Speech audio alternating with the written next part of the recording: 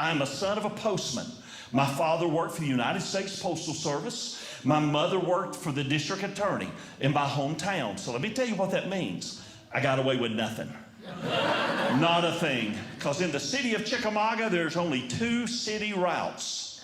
My father worked one for 15 years. He worked the other for 18.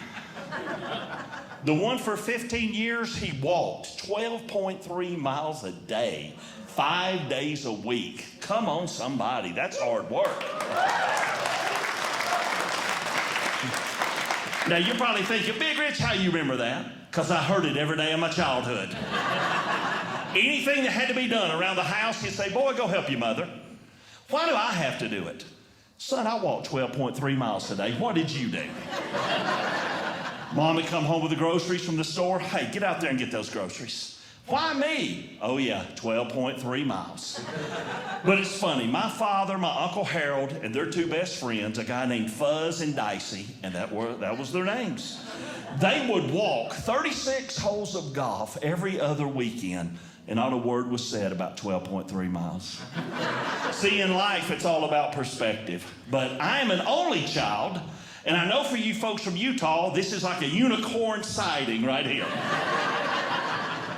Being an only child. But my mama said, when you have the best, why have any more? Yeah. My daddy said, don't kid yourself, boy. We're scared to death. Have another one after raising you. I love my mother. But being an only child, it's only good 2 days out of the year. Christmas and your birthday. Rest of the time, it's not very good, you know, and here's why. When you're an only child and anything goes wrong at the house, guess who gets the punishment? Little Richie right here. I figured out I took several whippings from my father for things that my father did. I remember one time I said, Daddy, I promise I did not do that. He goes, I know you didn't. I did it. I'm like, well, why am I getting the spanking? I don't want your mama to know I did it. Then he would give me this logic that I'm sure you've heard before. You probably did something that we didn't catch, so let's just call it even. Then every once in a while he would say this, and I actually use this on my 3 children. I hate to tell you, son, this hurts me. This hurts me. This hurts me. But like my middle child said, not in the same place, Daddy, not in the same place. Being an only child at your birthday was wonderful. The best birthday present I ever got in my life. You got to remember, I grew up in the 1900s. So it was a bicycle, a Schwinn. I got a Schwinn 10-speed. Royal blue, sparkling. Man, that thing would fly. Hey, y'all, some of y'all, I can tell we're Huffy people. It's okay. Huffy bikes are good. They were dependable. They had 1 speed. They were rugged. They were great for playing Evel Knievel in the neighborhood and jumping the smaller siblings when you built a ramp. That's what you do in Chickamauga. So that's what we did. We built a ramp. I asked my buddy, I said, hey, can I borrow your Huffy? I'm going to go for a new Mill Village record right here. I laid out 5 children. All younger siblings of other parents, because I was an only. I backed up, I got that Huffy going. I did pretty well till I hit the 4th one. Get it off him, popped the 5th one. They started screaming and crying. Mothers started coming off the front porches, looking around. Richie, what did you do? I jumped on my 10-speed bicycle and I got out of there. You're glad to have a Schwinn every once in a while.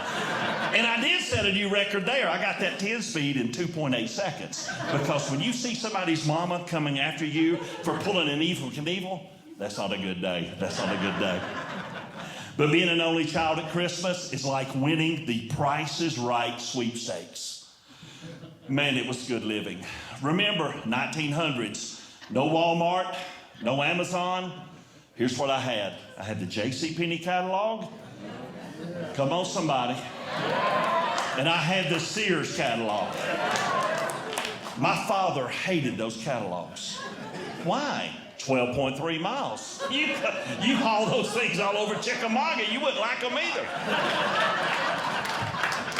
But Christmas was great. I loved it. I loved being an only child. I had a great family, great experience. And then lo and behold, I remember as a little boy learning to read. And learning to read is one of the greatest privileges you'll ever have in your life. And I'm so thankful that I was hooked on phonics. Because that's how I learned. And those SRA books back in the 1900s, you know, when the teacher didn't want to teach anymore, go read an SRA book. You'd get in there and you'd go through and see what color you get to. I was trying to get to the gold, baby. I was trying to go for the gold and having a big time. But when kids learn how to read, I mean, you guys know, if you have small children, if you've got children under the age of 10, would you clap your hands? Cool. Thank y'all for finding a babysitter and coming out. We appreciate it. If you're grandparents, would you clap your hands? Because you guys know. Now, if you're both, I'm going to have a prayer line for you. Right up here, we're going to pray for you. Because you need some sanity. That would be insane. But learning to read is awesome. And kids read what they see. And when you live in Chickamauga, Georgia, there ain't a lot to see. We drove through town. I was in the back seat of that 1977 Pontiac Grand Prix that my daddy owned. Man, that was a nice car. Back then, you didn't have seat belts. You could put the kids up in the top, and they could get a pillow and a blanket and ride in the back glass. But I was a husky boy. I had to quit doing that at 3. I had to ride on the hump. Nothing worse than riding on the hump in the back seat of that car. I'm riding on that hump, and I got my head up there looking around, and I'm reading signs. I'm sounding them out. I saw one, and I said, Western Auto. That's showing how old I am right there. My mama said, Richie, that's good reading. Keep going, that's awesome. I looked for another one, and I got that one. Bank of Chickamauga. Hey, there's some people in here 50 years old. You couldn't have done that if I'd sent you down to town. That's a tough one. I sounded it out. My daddy said, man, that's good reading. I'm proud of you, son. When your daddy says he's proud, what do? You keep going. He goes, keep reading. I said, okay, grocery store. I'm sounding it out. Piggly Wiggly. Man, I was on fire. I was on fire. But here's the problem. That's the only stores we had in town that could afford signs. So I started looking around at the one red light, trying to decide what I was going to read. I saw a van parked over there. Now, back in the 1900s, that was just a van. Today, that'd be a Predator van, but it was just a van. And it had a bumper sticker on it. So I looked at it, and I sounded it out. And little Richie read it out loud. And it said this, honk if you're horny. My mother immediately bowed her head and began to pray right there in the passenger seat of the car. Head bowed, the cross symbol, Father, God, Spirit, everybody, covering all the bases. My father's mustache was quivering in the mirror. Now, back then, it was just a mustache. Now, today, it'd be a porn stash. Or you might call it a Burt Reynolds model. You know, Burt Reynolds, he's the guy, you know, Smokey and the Bandit. For you younger children, he'd be the old man in The Longest Yard with Adam Sandler. But my father had that mustache. I saw it quivering.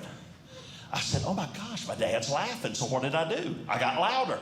And I personalized it. And I said, hey, honk if you're horny, Daddy.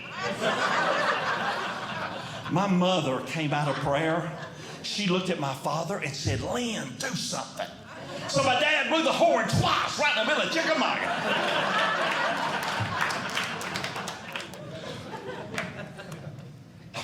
High school got better for me because I realized in high school that my gift of comedy and seeking popularity impressed the girls more than my GPA.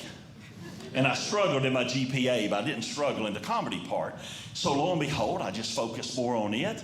And unfortunately, when I graduated high school, and I did graduate, thankfully, from Gordon Lee. Thank you so much. He's like, I'm so impressed. I got out of those catalogs. I started studying a little bit. But I went to Gordon Lee High School in Chickamauga, Georgia. I was the class of '86. Come on, somebody. Good to be from the 1980s. And my senior class had 106 students in it. My academic standings was number 72. It's not that funny, come on. How do you remember that, Big Rich? Well, I'll tell you why. Because my principal put it on the front door of the school. The whole academic rankings for the class of '86. You do that today, they're going to call CNN, televise it. The popo would show up down there in Chickamauga and say, sir, you got to take that down. Some people would start a GoFundMe page for the kids at the bottom of the list for their pain and suffering. Back then, they said, just suck it up and get smarter. My daddy looked at that list, and my father was a man of faith. So he started at valedictorian, number 1. And he was looking to see what his only begotten son was ranked over at Gordon Lake. He went down the list,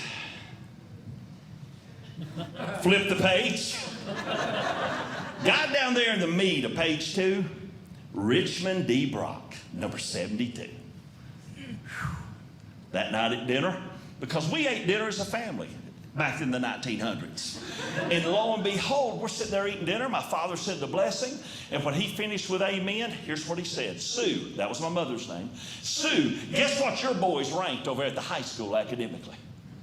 Now, my mother knew it wasn't good because I was her boy.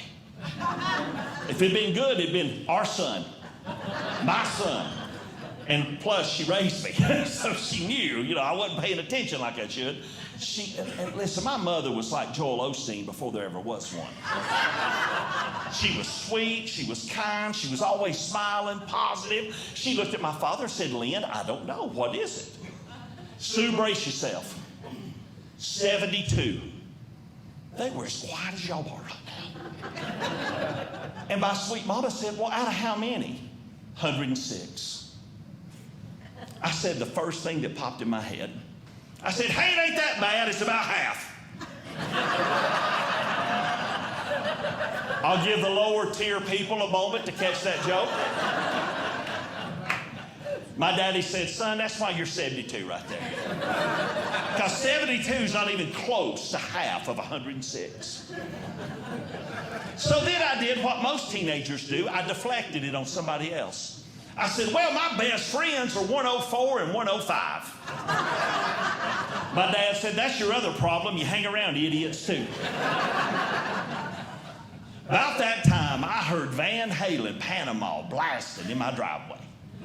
Guess who it was? 104 and 105. Coming to pick up the brains of the operation, number 72. We were going to ride up to Chattanooga, Tennessee to do a little studying of anatomy at the Playlake Club. My daddy says, tell them boys to come up here to the porch. Now, my dad taught those boys in Sunday school. He coached them in Little League. He delivered their mail for 18 years. The last thing he wanted to do on his free time was deal with them 2 knuckleheads. But he decided to become a life coach long before there was such a term. He said, y'all boys come up here to the porch. My friend that was driving had a 1984 little red Vet. A Chevette. You'll have to Google it, son. But he went to the Western Auto and got Corvette stickers and put all over it. And then he took a can of spray paint and sprayed flames across the side to impress the ladies. He said, Mr. Brock, if I turn her off, I don't know if I can crank her back up. And if I pull into your driveway, it's going to pour oil all over the place. My dad said, 105, just stay in the car. He knew which one was the bigger idiot out of the 2 just from that conversation.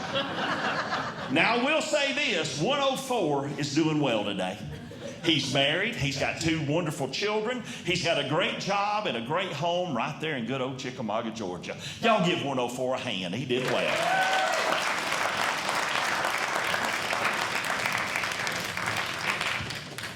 Now, 105 we hadn't seen since 1987. We're not sure where he's at right now.